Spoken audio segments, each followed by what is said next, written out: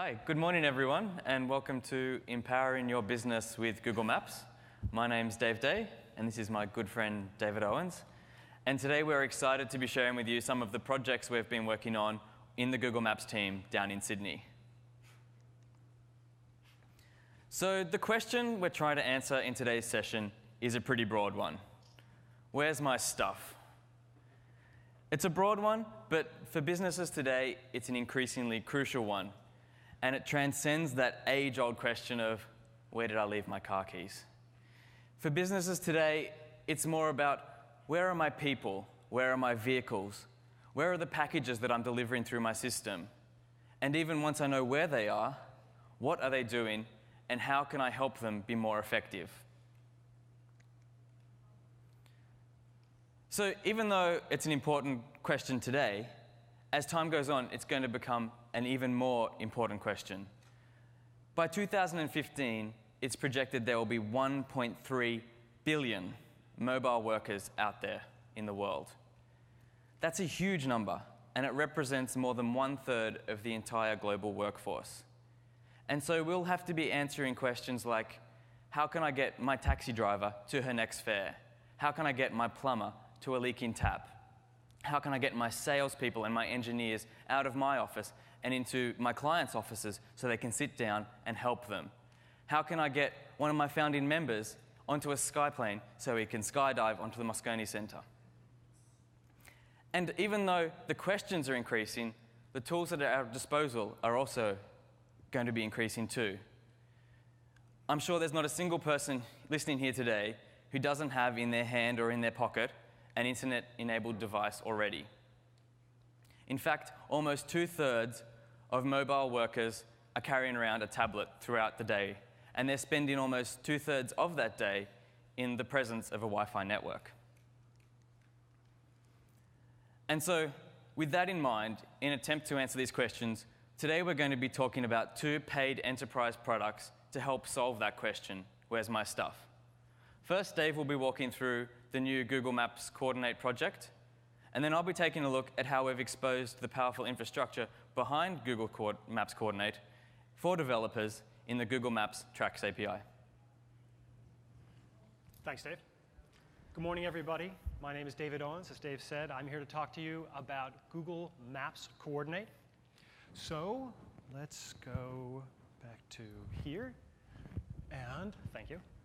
And go to Google Maps Coordinate. What is Google Maps Coordinate? Google Maps Coordinate is a mobile and web application that helps enterprises manage their mobile workforce. That's as clean as I can say it. There's also an API to this. Let's talk about it a little bit more. It is a tool that includes job management functionality, communications functionality. It's enhanced by real-time location, and it's all presented on a Google map. In the context of our where's my stuff question, Google Maps Coordinate organizes your stuff, whatever it may be, into 2 different categories. First, jobs. This is work to be done. It could be sales calls to make, trees to trim, telephone poles that need retrofitting. It could be corporate security incidents that need to be followed up on. Whatever work needs to get done. Secondly, we have a team. And this is the set of people who work together to get that work done. Now, a lot of the people on this team are going to be those people that Dave mentioned before, those 1.3 billion mobile workers who are out there retrofitting those poles, or dropping off the pharma supplies that have been requested, or checking up on those security incidents. But that also includes dispatchers, who play a critical role, and administrators, just like in any kind of system. Great. So there are 3 primary interfaces that we're going to talk about today for Google Maps Coordinate. I'll go over them quickly, and then we'll go over them in more detail in a little while. First, and these are overlaid here, I've got a web UI at the bottom. It says Google Maps Coordinate at the top. And that's our primary tool for the administrators and dispatchers to do their work. Administrators need to be able to administrate, configure the system. The dispatchers need to be able to create assign and monitor jobs as they're going through their life cycle. The second thing we have is a mobile UI. This is for smartphones and tablets, GPS enabled, that are ever present in the pockets, bags, trucks that the mobile workers use to do their job. As the mobile workers are out there, this is collecting the GPS information that provides the real-time location information that we have. But instead of me standing up here waving my hands around, you looking at the screen that's static, let me show you some of this in action. And in order to do that, I click to the next slide, and it says demo. So I'm going to switch over to device number 3 here. And this is a live picture of Google Maps Coordinate. Google Maps Coordinate is a live product that's available now. Just recently, we delivered it last Friday. So it's paint's just dry, but it's doing very well. This is, as I said before, the web UI. This is used by administrators and dispatchers for creating, assigning, and monitoring those jobs in progress, and administrators to do their administration. The primary UI here shows the location of a number of jobs that we've got on the map. I could select any of these jobs or tap on one, but first let me tell you a little story. The story that I'm going to use through our demonstration today is all about your company. You, audience, are the owner of a fantastic premium ice cream supply company here in San Francisco. And your job, as you have to be attentive to your customers, is to take calls, get emails, or understand when your customers are going to need more of your specialty ice creams, and deliver them throughout the city as quickly and as efficiently as you can.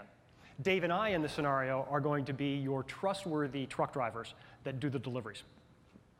Here is a set of jobs that show the deliveries that need to be made. I could tap on click on a pin here, or touch a job to get detail about this job. Here I can see who the job is for, Spear Street Treats, excuse me. Whether it's assigned, whether it's been accepted, what stage of its life cycle it's moved through. Details about the job, who it's assigned to, and history information about the job. I can change the status if I need to, but I don't need to at this point in time. Let's go back to jobs. I could also look at the jobs that have been worked on today, or slicing and dicing all this data in a number of different ways. I can see which jobs are unassigned. Luckily, none of them are. I can look at them by job name. Let's see, go back here. I look at them by job name. I can see the job history. So here's the single job that we've already accomplished today. Dave has delivered 2 Google I/O 100 hand-dipped vanilla cones. I can go back in history to see jobs that we've done recently. So you get both the immediate information as well as information over time. As I said, the 2 kind of organizing concepts that we have are jobs and the team. If I switch to look at the team, I can see, let's bring this in view a little bit, where my mobile workers are on the map. I can see, if any of them, I'm looking at the active ones now. This says that we've gotten information, GPS information, in from those mobile workers very recently. If that information is old, it'll say we haven't had information for 10 minutes ago, something like that. But as just now means that we've got information, live information for both Dave and I, which is why we're both here on the map in Moscone Center. I can look at all the mobile workers, and you'll see there's one more gray one down here. That person's probably off shift right now, or not working at this point in time. So he does the night shift for any immediate important night deliveries of ice cream. Let's see. I'm going to switch back to here. So we've done teams and jobs. Those are administrative roles. I want to get to one more thing before we actually get into assigning a job, which is teams and jobs were dispatcher kinds of things. I want to get into what the administrator can do with this. First of all, the administrator can attach any kind of metadata to the members of a team. So just metadata. The administrator can assign roles to individuals of the team. This is straightforward stuff that you would expect to see. In this case, we have Dave is the only person who can play the admin role here, but everyone else on the team can be either a dispatcher or a worker. And lastly, but certainly not least important, and I want to focus on this, is configuration of the job information itself. So far what you've seen, Google Maps coordinate focuses down this kind of work and teams information into just jobs and teams. But every business has custom information that they need to track in order to really deal with their customers. So on every job that Google Maps Coordinate manages, the dispatcher, or the administrator, can assign custom fields. So we can add fields this way. And this field can be anything. Any data you want collected during the process of the job. The data can be optional or it can be required in order to complete the job. So for instance, what I've already done in this scenario is I've already said that every job has a next order field in that. And so when the mobile worker is delivering 3 gallons of peanut butter Rocky Road peppermint stick ice cream, which is tasty, they also have to fill out that, okay, stock at this shop is good for 3 more days. But maybe after 3 days, we want to come back proactively to try and help this purveyor of our fine, tasty treats sell our product. So let me go back at this point in time, and let's see what an administrator what a dispatcher, would really do during their day. Let's create a job. So I'm going to go to the Jobs tab. I'm going to click Add a Job, and this is going to be the Google I/O. We need 1,000 dipped vanilla cones, and we want this, let's see. We're going to go and distribute these to Moscone Center. Now, as you would expect from any Google Maps product, I've just typed in Moscone Center, and Maps has figured out where that really is based on location, based on all the information that we've collected together. So that's going to go to Moscone Center. So this has placed a tentative pin on my map. I can pick this pin up and move it around if that's not the right place for it to go.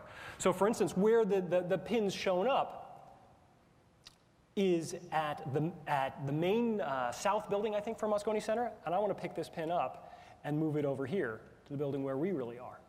Great. Now, I can assign this job so that it happens at a certain date and time, or I can assign this job so it happens, I just put it into the queue. It happens for the worker when they're done with the current jobs that they have going. I'm going to assign this job to Dave, because I'm lazy, and leave it there. Now, the other thing that I need to know is that I want this to go to Moscone room. We're in room 11, aren't we? That's where we're in? Great, thanks. Let's have it go to our room here. Okay, here's the next order field, just like we had configured, and that will show up throughout the life cycle of this task, this job. I'm going to click Create Job, and Dave will be notified momentarily that this job is now in process.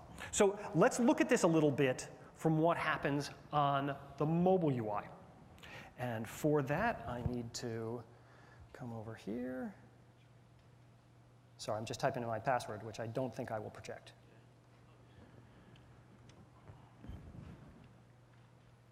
Great. So here we see our smartphone running Google Maps Coordinate mobile application. And very much like you might expect, this has pins on it for the various jobs that, this is my account, Dave, the truck driver, pins on it for the various jobs I need to complete. And it also shows the location of other members of my team. If I was in some kind of, if we weren't distributing ice cream, well, let's say we are distributing ice cream and my truck is just out of Rocky Road. And so I need to transfer a job to Dave or to someone else. It might be very, very, very valuable for me to know who's in my proximity and be able to communicate with them then and find out who's got Rocky Road, because I've got a customer who really needs it right now. But I could go ahead and tap on any of these jobs, and it will give me the job information that's there. It'll let me, in this case, I haven't even accepted this job yet. I'm going to start working on this job, so I'm going to tap Accept. And this will now change the job state. It's now accepted. The job history is there. If there were other job details that the dispatcher had put in, say nice things to the owner, their dog's name is Fifi, any of that information would be valuable. That could be here on the job. I can also, at any point in time, update more information. If I already know, maybe I haven't given them all the rocky road that they need, but I already know that their next delivery should be on Monday, I could go ahead and fill that information in here.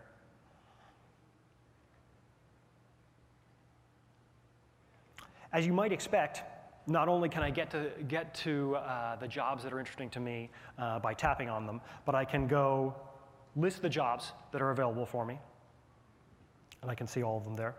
In the same way, I can list the other team members that are available, and if, in the case that Dave weren't right on my map somewhere that I could see, I could tap on him, and it would show me exactly where he is. Now, a few other things about this interface. Clearly, we're using the smartphone to collect the real-time GPS location or Wi-Fi-based location for the mobile workers. And location information, location history is sensitive information and information that can, that we want to treat with the utmost respect. So there's a number of different things that we do. I'll get back to one on the web UI in just a moment. But the mobile UI always allows the user to tap this visible button down there in the bottom right. If they need to step out of work for a moment, for some reason, and don't want to be tracked, they can always turn the tracking off there. Secondly, we have the ability to adjust the location sharing options. So if they're in a scenario where, let's say, the corporate security scenario that I brought up earlier, if there's a corporate security scenario where the corporate security team needs to know exactly where all the people are right now, we can give real-time information. But if they're, if the kind of work that they're in says that a job is going to take 4 hours, and they don't necessarily want to spend their battery on updating that GPS information every 5 seconds, they could also set this to 5 minutes, 10 minutes, something like that. Or stop sharing in the case of that is this kind of secrecy issue. Now, not secrecy is not the wrong word, but the sensitivity. Few other things about the mobile app here. First of all, when Dave gets to Moscone Center, which we've correctly positioned the pin for, and he needs to know where to take that ice cream, we've told him on the job ticket that he needs to take it to room 3014, room 11. Now here, this is a great use of what we have with Google Maps with indoor mapping. So you can see that as Dave arrives, he can see what's on level 1, and this should just fill in. There's not a lot on level 1. On level 2, we have a certain number of rooms. He knows he's still not to the right room, but if he goes to the 3rd level, he can see that here is where 3014 is. He can even find the bathrooms after he's done his work. One last bit about the, so Wi-Fi location, indoor mapping, really fantastic. GPS-based location.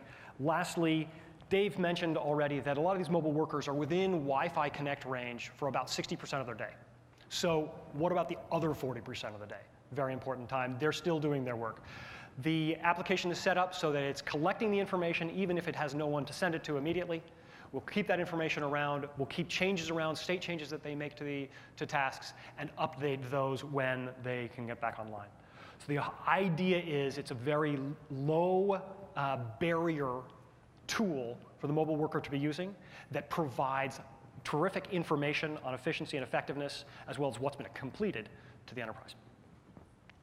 Let me, at this point in time, switch back to the web UI. Did I get that? Switch back to the web UI here, and I wanted to show you one last thing, another kind of security and sensitivity issue. If we get back to an individual, I'm going to go into Dave Owens, and not only can we see the work that Dave's got going, but we have this location history section down here. We can switch back and forth in days, and I'm going to pull out because we should be able to see more data. Oh, we're not seeing anything today. You can see these. You can see blue dots. I came up from the train. Came up on the train from. No. The other Dave. There we go. Okay. Well, it's not showing. Well, it's showing just a little bit of information. Location history is tracked and is displayable, and you can look at that in various different granularities. So when you want to go back, not just know what's happened today and what was successfully delivered and what tasks or jobs were done today, but you want to know how well we did over the quarter. What was the spread? What was the efficiency of the trucks? That's data that's captured and available.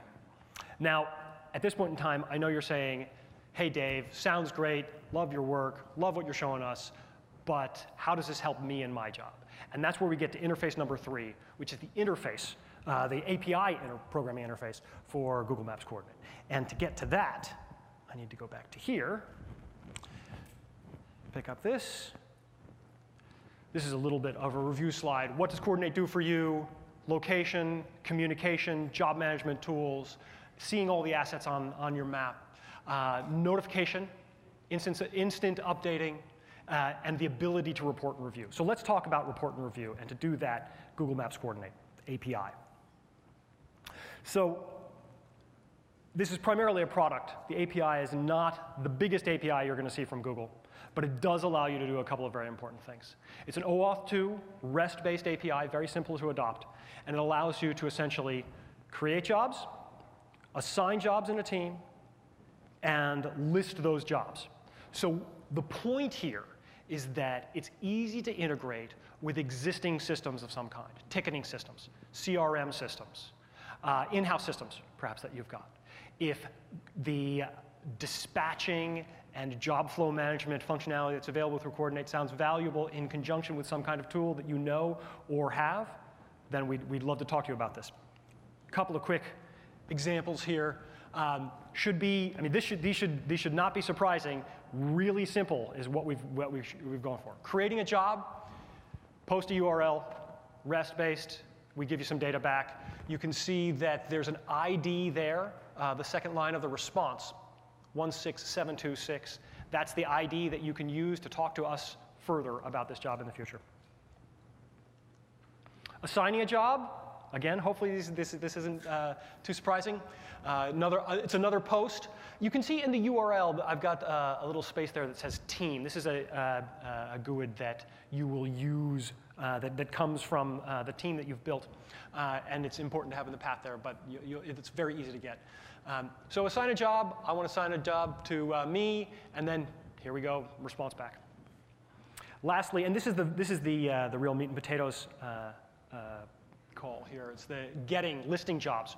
What jobs do I have open? You can ask, there's many variants to this, but you can ask for what's the state of a specific job. So if you want up-to-the-minute tracking on a specific job, or you can get all the jobs that have been completed, say, in the last 24 hours, all the jobs that have been completed in the last quarter, things like that, so that you can build and integrate on top of that. My question for you today is, how do you want to use it? And I'd love to talk to you either in questions or office hours or after the session, anytime you can find me, about interesting use cases. Now, I love Google Maps Coordinate, but I know that it's a product that's not necessarily the perfect fit for everybody. So what do you do if you have more things to deal with than Coordinate's necessarily set up for? If you already have a significant in-house investment on some kind of data that just doesn't fit with the simple API that we've provided. And that's where the Google Maps Tracks API comes in, and I hand it back to Dave. Thank you. Oh, cool. Thanks. His is better. His is better. Don't clap for me. We'll see. So like you've heard, the Tracks API is built upon and leverages that same infrastructure that Google Maps Coordinate is built on. But instead of providing it and wrapping it up in an application, instead we provide you with a raw and powerful API upon which you build your own application. So maybe you need a more bespoke solution, something customized to your business. Maybe, for example, the metaphor of jobs just doesn't really fit with what your business does. Or you'd like to start integrating location information into existing systems you have. Or maybe you have another type of problem. Your ice cream business has just gone global, and you have thousands and thousands of things you need to start worrying about. You have thousands and thousands of vehicles or employees or packages. And as you can probably imagine, if you're sending location data throughout the day for thousands and thousands of things, pretty soon you're talking about millions and millions of points that you need to record, you need to analyze, and you need to understand.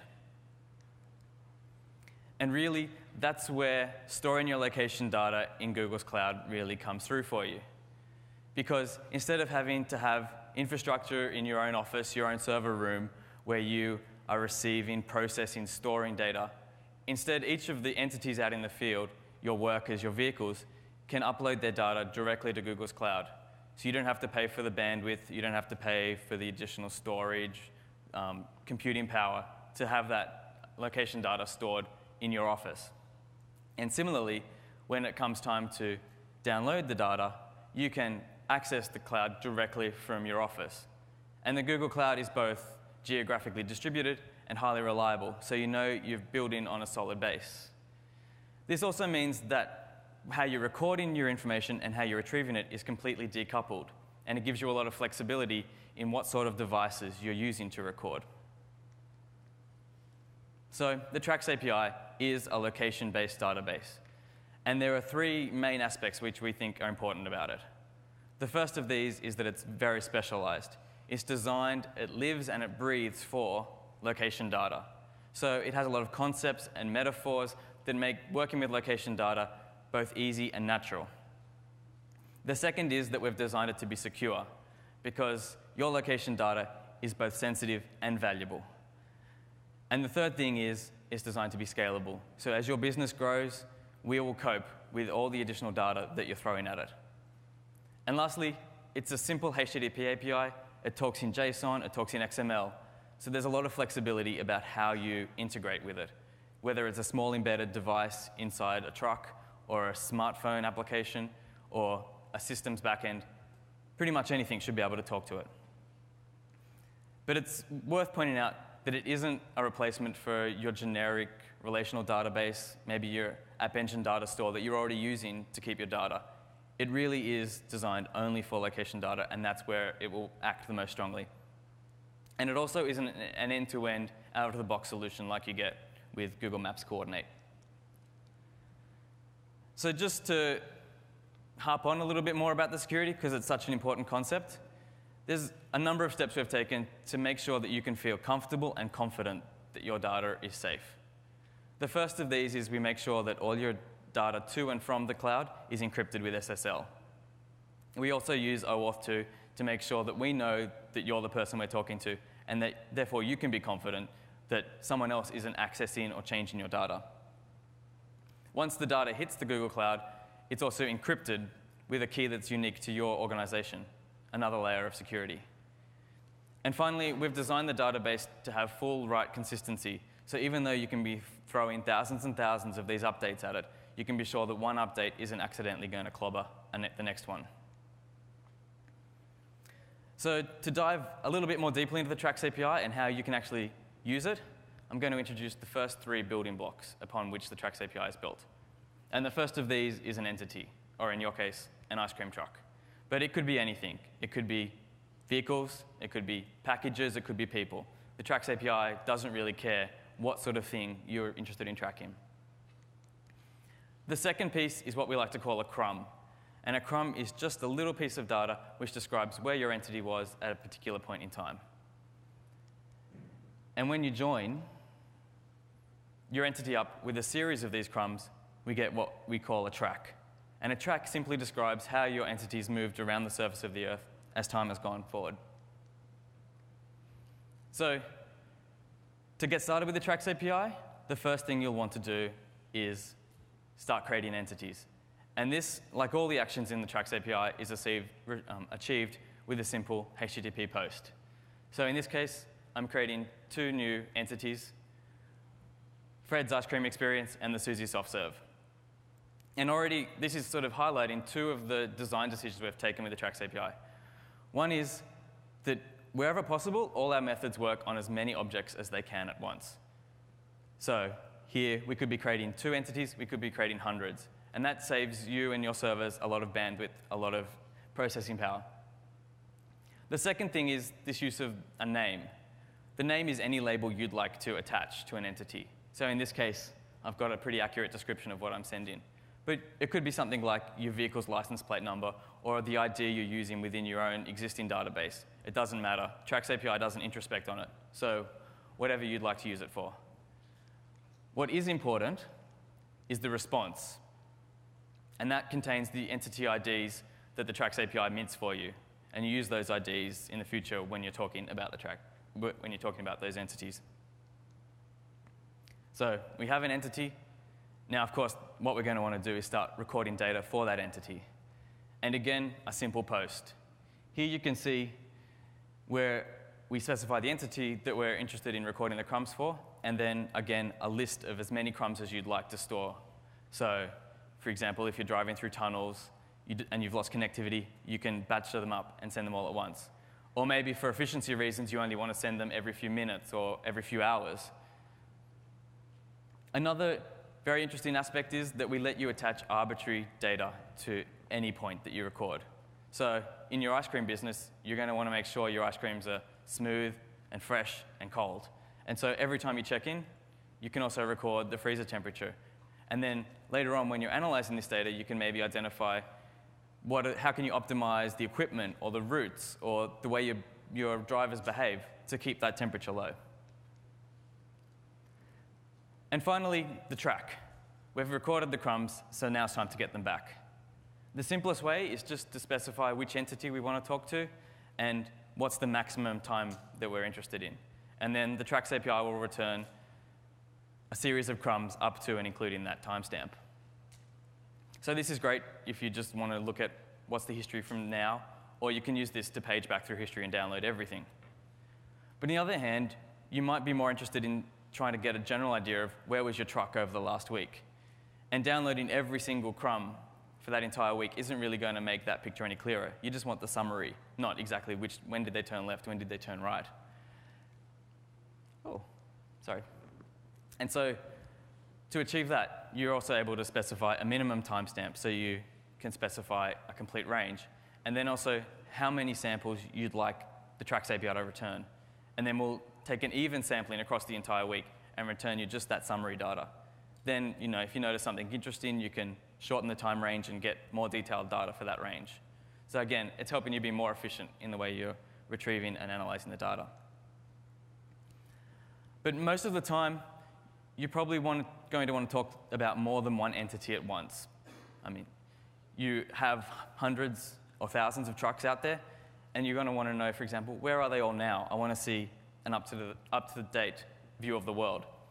And so we've introduced the concept of collections to help with that. Collections let you talk about a group of entities at once, and one of the main things they're used for is getting the live location of everything in that collection. Again, the Tracks API doesn't really care about semantics or hierarchies in collections, so you can define them however you want. They can be overlapping, they don't need to intersect, whatever actually makes sense for your business. So in my business, our business, we know that there are two important things: trucks that have sprinkles and trucks that play musical sirens. And so they're the two collections we're going to set up. We don't care that some trucks might have both, some trucks might have neither. It doesn't matter to Tracks API. Again, once we create them, we would get returned two collection IDs, and that's what we'll use in the future. Setting up collections does take a second step, and that's once you've actually made the collections, you start adding entities to it to actually define which entities are contained in each collection. And there are other methods too, such as removing collections and adding and removing entities once they're set up. So we've set up our collection. It's simple to see where is everyone right now. All you need to do is specify a collection ID, and the result is an array of all the different entities, one per entity, and for each of those entities, where did we last see them? When did they last check in?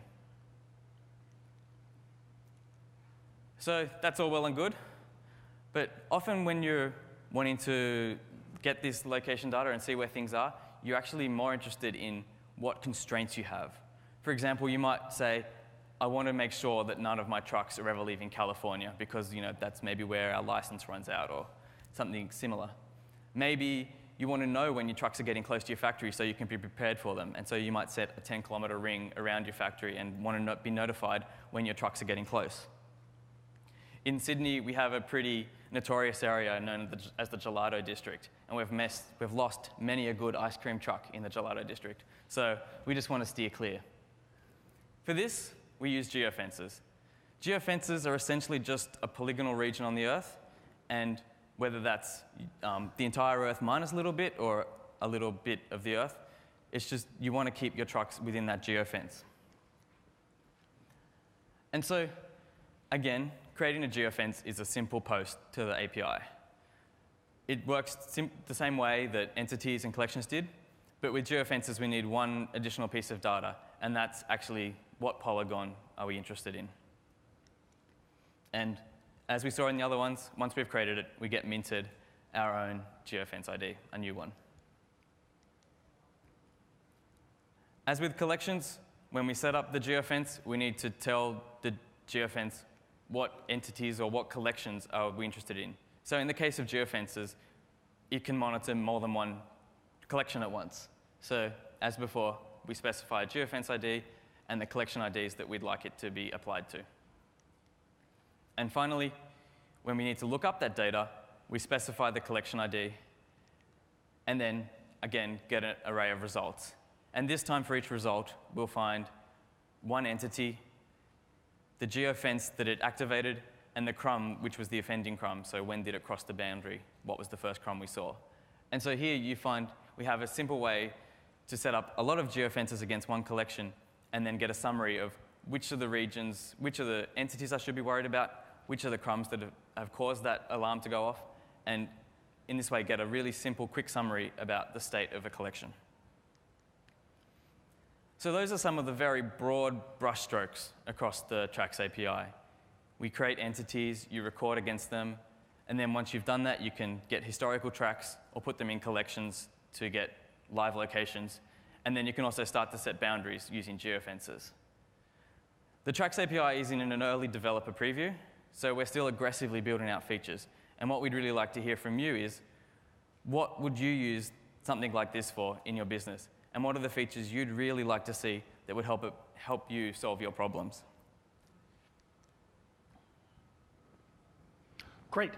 So the question is kind of where to next, in a sense. Dave and I are both really interested in that. From a Google Maps coordinate point of view, we have a, sorry. Are we on? Thank you. Yeah, that's right. Thanks. We have an IO special bit.ly URL set up that includes the opportunity for registering for some swag. It's so secret, I don't even know what it is. But then our outside of conference URL, maps.google.com/coordinate, is a terrific place to go to find more information. And likewise, we've got a short link there to get you in contact with us if you're interested in learning more about the Tracks API. We'd be really excited to hear from you. And so now, if anyone has any questions they'd like to ask straight away, we'd be more than happy to field them. Just step up to the mic. Otherwise, thank you very much for your time. And we'll also be at the, sorry, not to cut off clapping. We'll also be at the sandbox, developer sandbox downstairs, the green maps podium, for as long as it would be valuable for anyone. But please, questions if there are.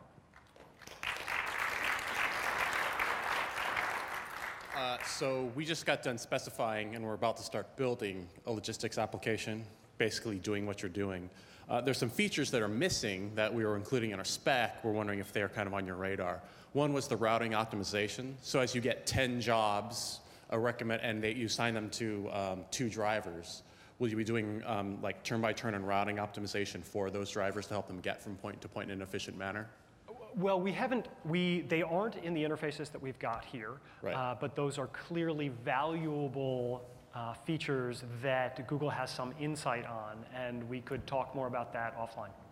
The second feature is to be able to do analytics over the driver's performance. So how are they getting from place to place based on distances, so that we can analyze their efficiency and be correcting bad driving habits. So I don't know if there's any plans for that. Yeah, again, very interesting. I'd look at that and say that's something that's more likely, we'd more likely encourage you to use the API to get location information out of the system and apply analytics yourself at this point. Okay, cool. Thanks. Thank you. Hey, I would like to ask how much would the Tracks API cost? So do you have, because I've seen the coordinates API, but Yeah, the Tracks API pricings are still under flux, but we're looking at the maximum price of about $12 per asset. okay, another question would be, could you share, perhaps it's a sandbox question, but what stack did you use to build the products, like coordinates? So what software did you use? Oh, okay. Well, I was going to give you the flip answer and say to build coordinate, we use Tracks. Oh, yeah. But the application, I mean, part of it is the application, mobile apps that we have. So we are using the mobile stacks for those. That's obvious. And then we're using Java technology for our front ending and our back ending. Like Gwt or do you use Gwt or some other JavaScript stuff? Or? We're not using Gwt. Okay, thanks. Is there any way to connect this to Google Contacts? Yes, not explicitly, but definitely they'll be designed to work well together.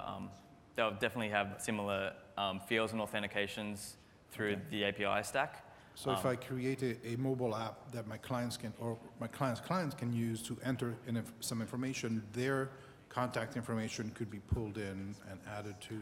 Right, that would be a manual step on your end rather than something that we do, but yeah, right, definitely. Through the API. Yes, yep. I'd follow that up by saying that from the Google Maps coordinate point of view, certainly we are, as I said, we're a young application in that we've just been released, but there are many features, integrations with other kind of Google, other parts of the Google infrastructure that we'd love to see. Can I just ask what kind of scale you're thinking of for the application that you're demonstrating? Obviously, Google scales big, but are you scaling big too? We'd love to. We'd love to, absolutely. I think that the place that we're seeing the most feedback right now from early customers is not on the scale of the 10,000 member teams, but smaller than that. Now, the truth is, it's still a Google app. It's operating at Google scale, and it's operating at global scale. So we have our geodata all around the world, and there's no reason why we can't be looking at teams that are tens of thousands large. What about tens of thousands of jobs? Oh, jobs, sure, no worries. I mean, we have to deal with that because of job history, right? We want even if it's excuse me, it's a new tongue. Even if it's a small team, we want that team could be dealing with hundreds of jobs a day, and over time we need to be dealing with many, many, many, many jobs. Perfect. Catch you later. Sure, thank you. Yes. There's an asset. Is it working?